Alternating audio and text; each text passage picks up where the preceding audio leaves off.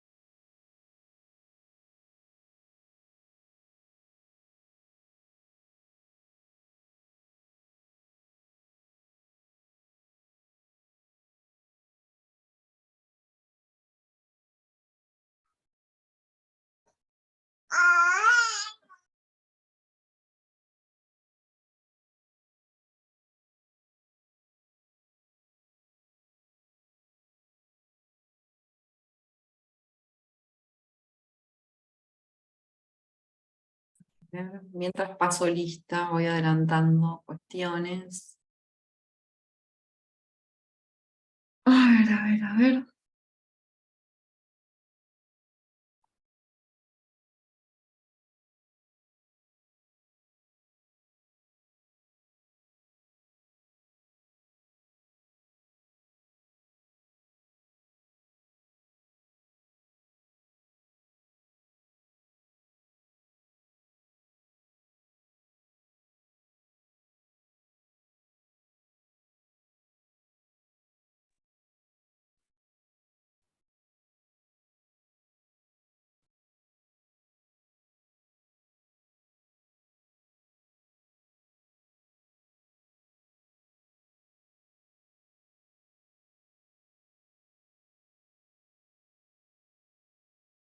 Bueno, eh, vamos a continuar.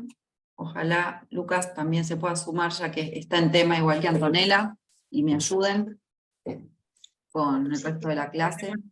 Claramente tiene problemas de conexión, pero ya Sí. se va a sumar su... Sí, por eso, ojalá recémosle a los dioses del internet, ¿no? Ahí está entrando, esperemos que con mejor suerte. Bien, entonces, un poco lo que yo les está, no sé quiénes han leído o no, pero bueno, la clase igual sirve para todos y todas.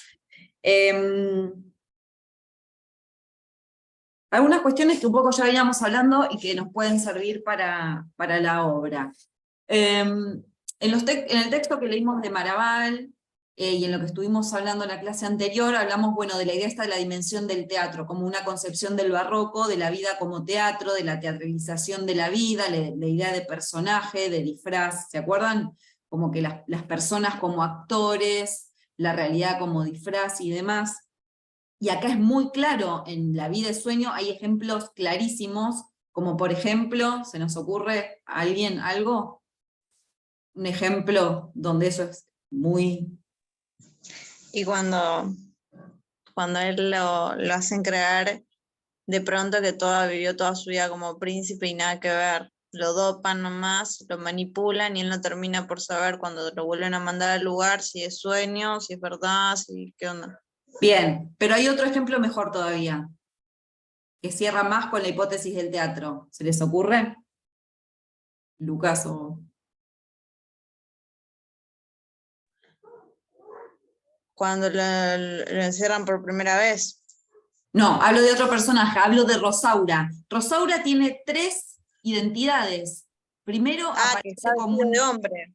Que está vestido Primero de hombre. aparece directamente, Segismundo nunca está disfrazado, cumple un rol o cumple otro. Pero en el personaje de Rosaura se ve la tesis de Maraval sobre el barroco y la idea de la teatralización de la vida. Rosaura aparece primero como un varón, disfrazada directamente porque está vestida con ropas de hombre. Después se hace pasar por la doncella de Estrella, ¿sí? Y recién al final de la obra toma su verdadera identidad. ¿sí? Sí, a mí me puso mal que la dejaron nomás porque era hija ilegítima. A mí me puso como muy mal que se casara con Astolfo. Astolfo, ¿quién sos? También. No te quiero ni ver, me dejaste, chau besito. Yo que, o sea, lo único para decirle a la vida de sueño que tengo es Rosaura con Segismundo, ¿qué tanto joder? ¿No? Como, y Astolfo y Estrella, bueno, que se arreglen entre ellos, sean duques o príncipes, no sé qué les tocaba. Digo, pero bueno, esto que acabo de hacer es un. ¿Está amenizando la charla, Lucas? Lucas, Se escucha. Está gracias por lindo la igual. música, Lucas. Bien, cuestiones. Entonces, esto, por ejemplo, esto es un ejemplo de lo que yo les decía que hacer. Perdón. No te preocupes. Esto es un ejemplo de lo que yo les pedía que hicieran, que es, yo tomo una tesis de Maraval que habla sobre cómo la teatralización de la vida en el barroco es un tópico común, y voy a la obra y busco dónde veo eso. Y antes que en Segismundo es Rosaura, porque Rosaura hasta aparece disfrazada. O sea, es el ejemplo así hermoso puesto en bandeja de lo que dice Maraval y lo estamos encontrando en la obra. ¿Sí? Bien. Y dos veces, ¿no? Bien barroco, o sea, pasa por dos identidades diferentes Rosaura hasta asumir su verdadera identidad. Sí nombraron ustedes, bueno, esta relación entre la gran tesis de la obra, ¿no? Que sería la relación entre sueño y realidad, o entre sueño y la vida real, que es lo que sostiene gran parte de los monólogos de Segismundo, que como muy bien dijo Lucas, a mí me parecen excepcionales, ni el último ni el primero, todos. Cada vez que él tiene un monólogo, le pasa el trapo a todos los personajes, para mí es increíble. Otras cuestiones, por ejemplo, otra cosa que se podría hacer con lo que nosotros leímos sobre el barroco, es ver, bueno, nosotros hablamos del claroscuro, ¿no? Hablamos de la convivencia al mismo tiempo de la luz y de la oscuridad, y no sé si recuerdan, pero cuando Rosaura y Clarín se están acercando a la torre de Segismundo, hay una descripción de ese lugar, que es un lugar rústico, oscuro, ¿no? Como te da como toda esa idea de la oscuridad del barroco, toda esa descripción es sumamente barroca. Y eso, por ejemplo, uno lo puede contrastar, que tengo en algún lugar la cita, la voy a encontrar, con el momento en el que Segismundo habla de Rosaura, donde ahí hay solo iluminación. Perdón que me interrumpa, pero se me abrió finalmente el coso para tomar lista, entonces voy a tomar lista. Así me saco esto de encima y ya sigo con lo nuestro. Lucas. Sí, profe, por eso yo te decía que cada vez que lo leía, con las partes oscuras así medias fuertes, me hacía acordar un tango. Claro. Porque hay una parte, ¿no? En todo lo que es la descripción del lugar, si bien no es un lugar al que ya hayan visitado, digamos, sino un lugar al que van, pero me hizo acordar, por la descripción trágica del lugar, a un tango que se llama Nada, que justo hace esa descripción tan triste de cuando vuelve a ese lugar. Bien, ahora después si querés lo podemos. Eso es algo que podrías haber metido un pedazo en el PowerPoint y chequeábamos tu hipótesis de lectura o tu relación de intertextualidad. Les comparto pantalla para que veamos cómo se oponen esta descripción, por ejemplo, con cuando habla de Rosaura. Esto quiero que miremos, esto último de acá. Pues cómo... ¡Ay, Dios! Listo. Pues como si entre flores, entre estrellas, piedras, signos, planetas, las más bellas prefieren, tú has servido la de menos beldad, habiendo sido por más bella y hermosa, sol, lucero, diamante, estrella y rosa. Digo, chicas y chicos, no nos conformemos con menos de esto. Sol, lucero, diamante, o sea... Pero digo, todos esta enumeración con la que cierra eso, Sol, Lucero, Diamante, Estrella y Rosa, excepto Rosa, Sol, Lucero, Diamante y Estrella, hacen referencia a todos objetos que irradian brillo, y eso se contrapone entonces con la oscuridad en la que está sumido, o la oscuridad que rodea al personaje de Segismundo. Entonces podemos pensar que en esa dupla protagónica, que son Segismundo y Rosaura, tenemos por un lado la oscuridad, que viene de Segismundo, y por el otro la luminosidad, el brillo y la luz, que vienen dados por las características del personaje de Rosaura, ¿sí? Y que la obra se ubique o esté abocada a estos dos personajes, habla de cómo está construida sobre la base del claroscuro. ¿Se entiende entonces lo que yo digo de hacer jugar la teoría con lo que nosotros leemos? O sea, la teoría en sí misma no sirve de nada si yo no la pongo a jugar con la literatura,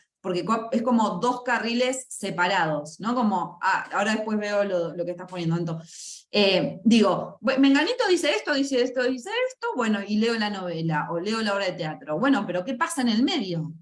Y además también le creo o no le creo a Menganito, porque Menganito puede decir un montón de cosas y yo después leo la obra, y me parece que nada de lo que está diciendo tiene demasiado sentido, y bueno, quizás deseche a ese crítico o a ese teórico. Obvio que yo les voy a dar gente voy a intentar siempre darle gente que escribe cosas interesantes, no hacerlos leer que se engrampen leyendo estupideces, pero digo, eso es lo que nosotros tenemos que hacer, y que además es lo más lindo de hacer con la literatura. O sea, yo no quiero leer la literatura como si estuviera leyendo un manual de historia literaria.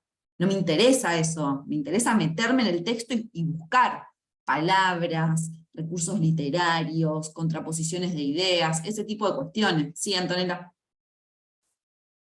Sí, es verdad, profe, pero viste, como que a mí en lo personal me pasa que siempre hago la segunda parte de lo que decís y no hago la primera parte, que es, que es como ir más a lo teórico, me cuesta, no me gusta. Entonces aprendí en este profesorado que siempre es mejor leer lo teórico. Después si querés, hacer tus reflexiones, todo muy lindo, pero yo aprendí que tengo que leer lo teórico, y a veces leer tanto lo teórico te corta un poco las alas de la Mira, imaginación. yo lo veo al revés. Yo todo esto que te estoy diciendo no lo podría haber visto, o podría haber visto solo una parte, si no hubiera leído teoría. No, sí, obvio, pero Yo después soy de leer el texto, defensora, soy especialista en teoría literaria. Yo soy defensora de la teoría literaria, pero cuando la hacemos funcionar. Cuando está ahí como diciendo cosas, no, no obvio. sé, a mí me nutre, tipo, el chabón me come la cabeza diciéndome todo lo que es el barroco, entonces yo ya entro a leer el texto diciendo, a ver, ¿qué pasa de todo esto que dijo este tipo? ¿Hay algo de eso acá? ¿Y cómo se presenta? ¿Y qué formas el autor se hace cargo? No se hace cargo, el autor está metido en esa, y qué puedo ver yo de esa escritura. Bien, Sí. dije lo de la descripción, lo de la bla bla bla, lo de la luz y la sombra. Lucas también había mencionado la idea esta de que era común en el teatro griego que los padres no supieran que se cruzaban con sus hijos sin saber que eran sus hijos, y los hijos sin saber que eran sus padres, y bla bla bla, que a esto se suma también la idea de el destino, ¿no? Y que es muy presente también en el teatro griego, ¿no? Como que el oráculo te tira que va a pasar tal cosa, y entonces todo el mundo pensó. Pero acá faltaba meter la referencia más clara es Edipo, ¿no? O sea, la historia de Segismundo está muy relacionada, ¿no? Tiene gran parte basado en esa historia matriz, que es la historia de Edipo, en la cual, bueno, tenemos esto, hay un oráculo, o vos decías, bueno, de la astrología y qué sé yo, que indica al padre, que también es rey, que ese hijo va a ser un tirano, y en el caso de Edipo, que los iba a matar y que iba a hacer cualquier barbaridad. Y entonces por eso, bueno, lo apartan, lo destierran en el caso de Edipo, a Segismundo lo confinan a esa torre, ¿no? Y cómo después se termina dando vuelta toda la cuestión. ¿Cuál sería la diferencia acá con Edipo? Edipo efectivamente hace todo lo que dice el oráculo, sin querer y sin saberlo, se casa con su madre, mata a su padre, y sus hijos son sus hermanos. Acá ya no, y esa es una diferencia interesante para notar, ¿no? Segismundo no hace lo que dice el oráculo. En un primer momento sí, pero uno puede pensar, bueno, el chabón sale con toda la violencia porque estuvo cuánto tiempo encerrado y viviendo de una manera inhumana, pero cuando tiene una segunda oportunidad, reflexiona y cambia su destino. Y me parece que esto es importante porque podemos pensar, nosotros venimos viendo también en Historia del Arte y la Cultura, ¿no? Como qué cosas de la antigüedad clásica reaparecen en el Renacimiento, reaparecen en el Barroco, pero siempre viendo que hay cambios. Lo que en la tragedia griega era inmovilidad y absoluta cuestión de falta de libre albedrío, sino que el destino era aquel que decía lo que iba a suceder, ya en el Barroco, si nosotros, y volvemos a Maraval y seguimos metiendo la teoría, si Maraval dice, por ejemplo, que es una época en la cual el hombre empieza a pensar en sí mismo y empieza a tomar en sus propias manos, la tragedia del Barroco es justamente que los hombres se dan cuenta de que tienen libre albedrío, que empiezan a cortar lazos con la religión más dogmática y que empiezan a pensar en su propia existencia como algo que está por ser hecho, pues entonces no va a terminar como el Edipo griego, sino que acá va a haber un momento de reflexión de parte de Segismundo, va a haber un momento de entender que la vía de la violencia o de ser un tirano no era la que correspondía y va a cambiar su forma de ser. ¿Sí? Entonces ahí metimos intertextualidad con Edipo, metimos Maraval y metimos la obra en sí misma.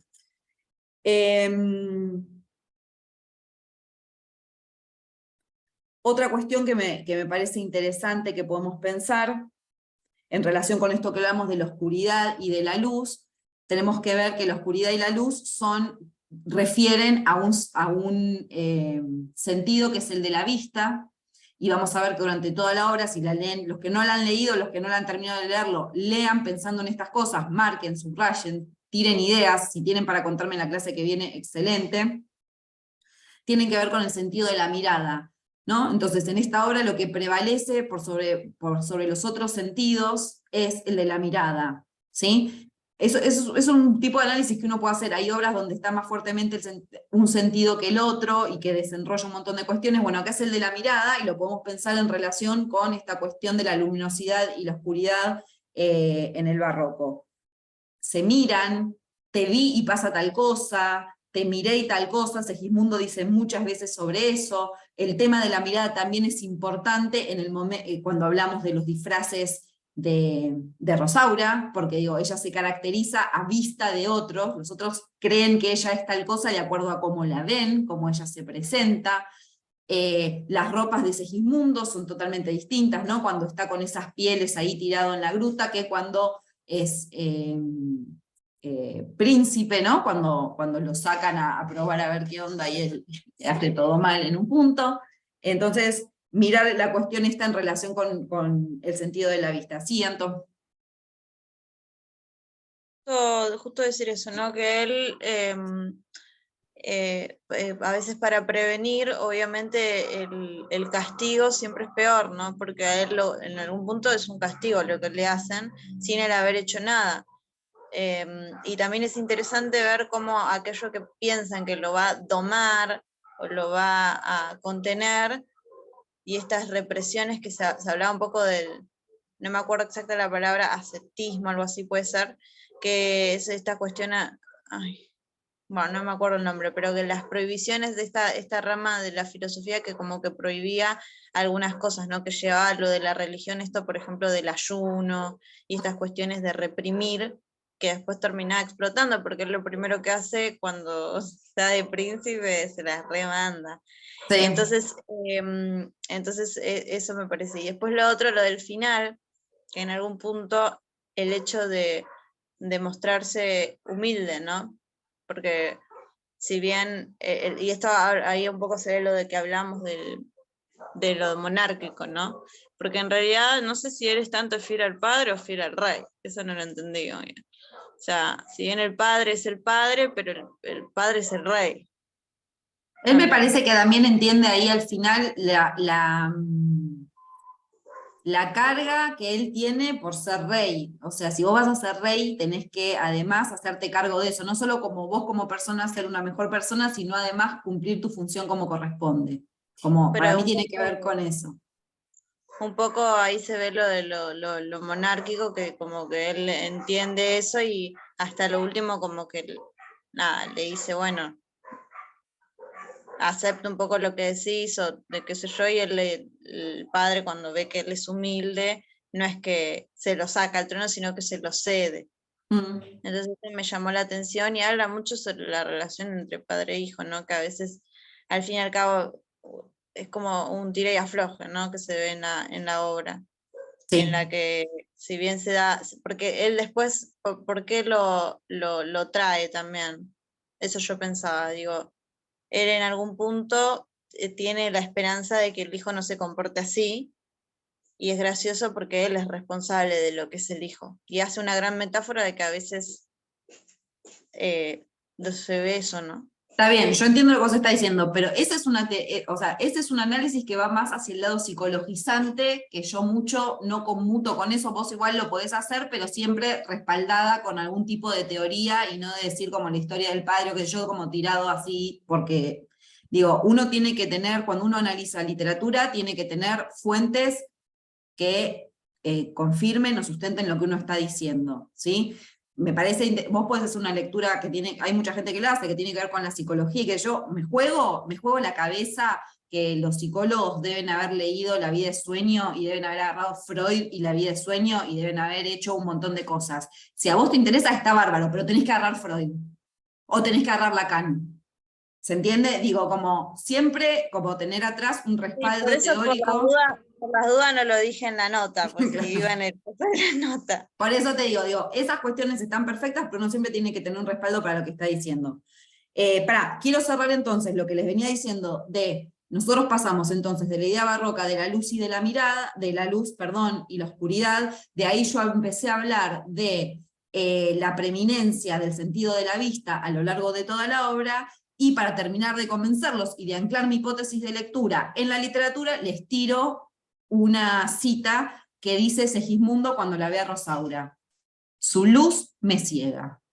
Pumba, yo les tiro esa cita y no hay forma, o sea, les gustará o no lo que les acabo de decir, pero está habilitada por el texto, mi lectura. ¿Se entiende? Como que estoy intentando hacer como una especie de demostración de qué manera uno puede intervenir en el texto críticamente, ¿no? Entonces yo les hablé del barroco, les hablé de la oscuridad y de la luz, les hablé a partir de eso de la mirada, les puse el ejemplo de esta enumeración que hace de Rosaura, les puse de ejemplo cómo está descrita la torre donde está Segismundo, y ahora, para cerrar con mi hipótesis de lectura, Segismundo dice, su luz me ciega. Aquí tenemos las dos cosas, la idea de luz y la idea de la vista en relación a ciega, ¿no? Y podemos ahí ver mismo que en esa, que podría ser una antítesis en un punto, ¿no? Porque la oscuridad, bueno, la luz me ciega, los términos luz y estar ciego en el sentido de no poder ver son contrapuestos, ¿no? Porque se supone que uno no ve cuando hay oscuridad, entonces ahí mismo tenemos esta suerte de antítesis barroca entre lo lumínico y la oscuridad. Bien. También, y que un poco lo dijeron, pero lo podemos pasar más en limpio, la idea de cuáles son entonces los recursos que más aparecen en la obra, que uno leyendo así nomás, sin darle demasiada bola, uno se da cuenta de cuáles son: la antítesis, ustedes eso sí lo dijeron, también podemos, sí, la hipérbole o hiperbato ibas a decir, perdón. No, los dos, pero hipérbole a mí me parece más porque Segismundo exagera todo al La máximo. hipérbole que tiene que ver, ¿no?, con esta idea barroca, ¿se acuerdan, no?, que hablamos como de la proliferación, del exceso, ¿no? El oxímoron, porque justamente el oxímoron también consiste en poner dos términos que se oponen, unirlos en un punto, pero, ¿no? Bueno, la Como anáfora, profe. la anáfora también ustedes lo dijeron, y yo, vos un poco lo mencionaste, pero estaría bueno como ponerlo en lista, las alusiones cultas, o el culteranismo, ¿no? Que eso también aparece, no en gran medida, pero también aparece. Y las imágenes visuales, agrego yo desde esta lectura que estoy haciendo, en el cual lo lumínico y lo oscuro tienen que ver con el sentido de la vista en la obra, y la importancia que eso cobra. Bien. Yo iba a ver si llegamos, había sacado algo acá.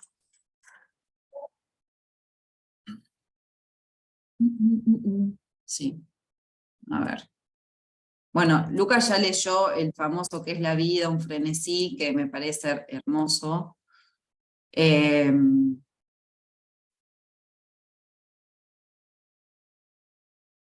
ver si encuentro.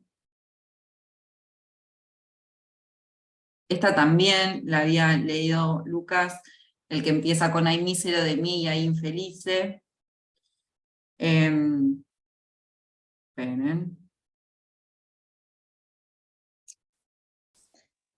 Si pones, te pones a leer y él toca atrás, y ahí le da más Em, drama. esperen.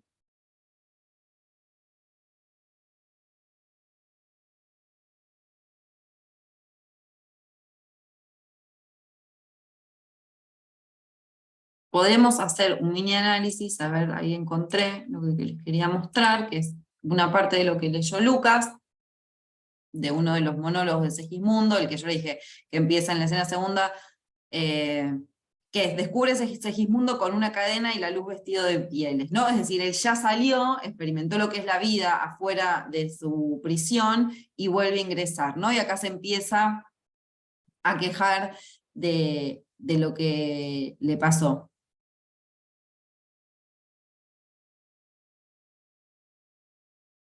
Ah, no, esta es al principio, perdón, esta es al principio, es cuando Clarín y Rosaura se están acercando, ¿no?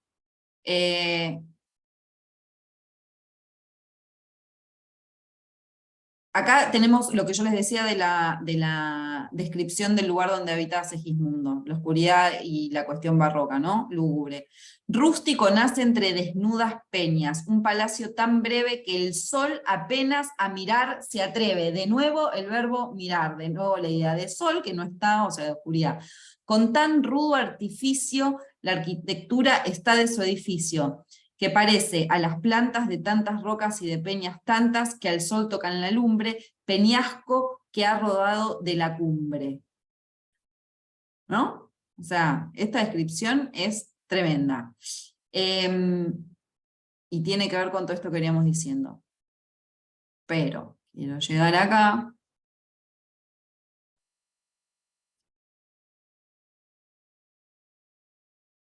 Acá. Vamos a empezar con esta idea, ¿no? Lo de, bueno, cuando él dice: no nacieron los demás, pues si los demás nacieron, ¿qué privilegios tuvieron que no yo gocé jamás? Y empieza a hacer esta enumeración, la del ave, la del río y demás. En primer lugar, pensar que lo que está diciendo Segismundo en el teatro, en esta obra, no solo se refiere a su experiencia de vida, sino que lo podemos pensar como que es una especie de tesis de Calderón sobre la vida en general, ¿no? La vida y la existencia humana, sabemos, en relación también a lo que leímos de Maraval, atada a la idea de tragedia, ¿no? O de dificultad. ¿Por qué? Descubrimos que somos libres, pero esa libertad a la vez nos resulta una carga o un peso. Entonces, él va a hacer primero la metáfora con las aves, ¿no? Que tienen toda velocidad, nace el bruto con la piel, nace el pez que no respira, nace el arroyo, ¿sí? Que culebra entre flores y apenas sierpe de plata, entre las flores se quiebra, cuando músico celebra de la flor de la piedad, que le dan la majestad del campeón de vida. Y teniendo yo más vida, y esto me parece espectacular, o sea, él habla de un ave, un bruto, un pez y un arroyo. ¿Y su queja cuál es? Yo que tengo más vida que estos seres que estoy, algunos ni siquiera son seres, un río no es un ser, pero bueno, de estos seres. ¿Cómo? Que bastante omnipotente, ¿no? Porque ¿por qué tendrías más vida que un pajarito, no? Pero bueno, sí, Bueno, pero se espera, no, antiespecismo no, estamos hablando del siglo, no, tampoco la pavada, o sea, habían evolucionado, pero tampoco tanto, ¿no? Entonces dice, bueno, frente a estas otras formas de vida, porque tienen toda esta libertad, ¿por qué yo estoy acá encerrado, ¿no? Y sin poder salir ni vivir una vida plena? Y eso es lo otro que, listo, genial, ahí ya estaba, ya compartí.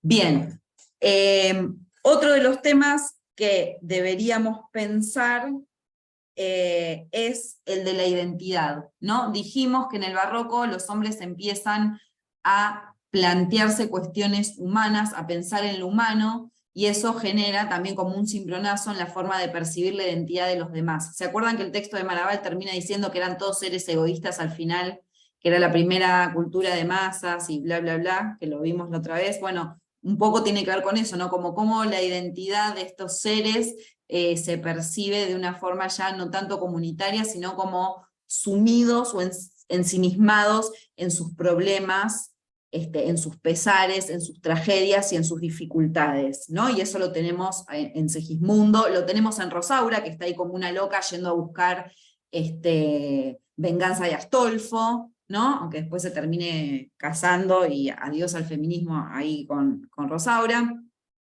Y por último, lo otro que quería mencionar era que veamos la diferencia. Nosotros cuando leímos Fuente Ovejuna, que no está tan alejada en el tiempo a Calderón de la Barca, pero se acuerdan que nosotros hicimos un análisis en el cual veíamos que había un personaje colectivo, ¿se acuerdan? Que era todo el pueblo, que es el que termina siendo Fuente Ovejuna, Fuente Ovejuna. Habíamos analizado también con teoría que decía que, bueno, que los personajes en Calderón de la Barca no estaban muy bien delineados en su interioridad, porque lo que importaba era cómo funcionaban adentro del texto, ¿no? Qué acciones hacían avanzar, qué acciones, ¿no? Era una estructura funcional. Tengo estos personajes, pero estos personajes, más que personajes, son funciones. Tenemos el malo, tenemos el bueno, tenemos el que ayuda, tenemos el que hace, y no sabemos demasiado lo que les pasa. Bueno, ha pasado muy poco tiempo, y en esta obra de teatro, ¿qué es lo que tenemos sino la psicología y la interioridad emotiva de estos personajes?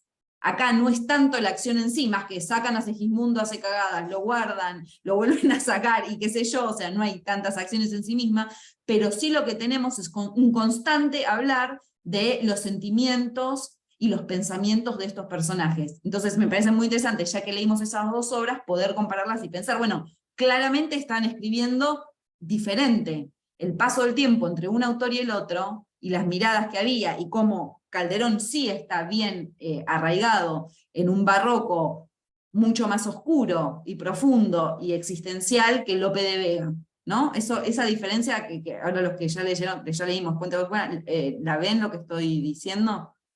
Digo, hay mucha diferencia en cómo están construidos esos personajes. Unos son meramente más, perdón, voy a decir una estupidez. ¿Cómo se llama? En inglés es puppets. Ay, títeres. Ya no sé, mi cerebro ya no sabe en qué pensar. Son como más bien títeres que van ahí funcionando, y acá en el caso tienen una carnadura emocional muy importante. Sí, Diego, perdón que tenías mano levantada y recién te veo.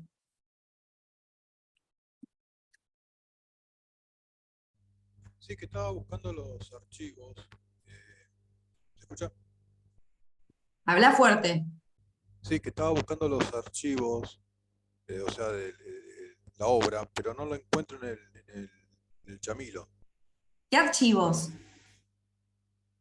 Digamos el PDF con lo que están leyendo, lo de Segismundo. No encuentro los textos en el Chamilo. Dice que No, no pero están en el Drive, Diego. Está todo en el Drive, Diego. puede en el Drive. Y Los documentos te derivan a un Drive, y vos abrís el Drive y ahí están todos los documentos. Exacto. Estoy buscando, pero no me aparece. ¿Dónde está? ¿Otros Pero materiales? decime cuál texto buscas, así yo puedo entender bien de qué me estás hablando. Claro, todo lo de la unidad 2, porque me parece acá en el Chamilo hasta la unidad 1. Nada más. No, por eso, Diego, ahí te lo vuelvo a pasar por acá, pero yo ya les dije, vayan al Drive, las cosas están en el Drive, no están en Chamilo porque no me deja subir, porque se queda sin memoria, y yo ya les mandé, y ahí te la vuelvo a mandar, copiar acá del link, una carpeta en el Drive donde tienen todo separado hermosamente por pestañas y ordenado, y tienen los trabajos prácticos, y tienen el orden de el cronograma de exposiciones, los temas, las fechas, etc. Así que al Drive, Chamilo, bye bye. Listo, Está- estaba buscando, por ahí estaba no. buscando. No, pero eso ya hace mucho, creo que la primera clase nada más usamos Chamilo, ya el resto de las cosas las fui derivando todas al Drive. Bien, así que ahí podés chequear, y cualquier cosa, si no conseguís algo, me decís. Listo, lo copio y lo pego. Perdón, No, lo copio y lo pego ya está. vale. Y lo mismo con la historia del arte, después ahora te le paso la otra si querés también. Bien, Sí, listo. lean esta obra, los que no la hayan leído, lean La vida es sueño o termínenla de leer porque es preciosísima, es hermosa, y con todo esto que hablamos, ir a leerla con ya todo esto que hablamos, es una experiencia mucho más enriquecedora, porque uno ya se va metiendo como con otras cosas en la cabeza, y va viendo otras cosas que si no, no hubiera visto. No sé, a mí por eso me gusta la teoría literaria, porque yo sentí, cuando empecé a estudiar letras en la facultad, que la gente hacía cosas con los textos increíbles, que era como, yo leí el mismo cuento que esta persona me está hablando de esto, del otro, y yo leí el cuento y leí tipo, y el protagonista hace eso, y después le pasa lo otro, y al final hace no sé qué. ¿Y por qué toda esta gente puede escribir 10 páginas sobre este cuento? Yo no la vi venir. Bueno, la respuesta ¿cuál es? La teoría literaria. Cuando uno lee teoría literaria y la pone a jugar con la literatura, y no para quedarse pegado a lo que dice, sino para que eso te abra a otros mundos y a ver cosas que uno no había visto, y a partir de eso seguir construyendo, está buenísimo. Así que esa es mi defensa de la teoría literaria. No en sí misma, no porque sí, sino como una cuestión que sirve para que uno le entre al texto con un montón de herramientas para hacerlo estallar, porque lo más lindo es hacer volar a los textos por los aires. Bien, después de esto, ya tenemos que cortar, tenemos el recreo de 10 minutos, nos vemos ahora en Historia del Arte. Muchas gracias a todos y todas, no sé a quién voy a ver a continuación o no, así que por las dudas, nada, nos vemos ahora a continuación o mañana con los que sea, ¿sí? Bueno, hasta luego. Chau, chau. Chau, profe, chau, chicos.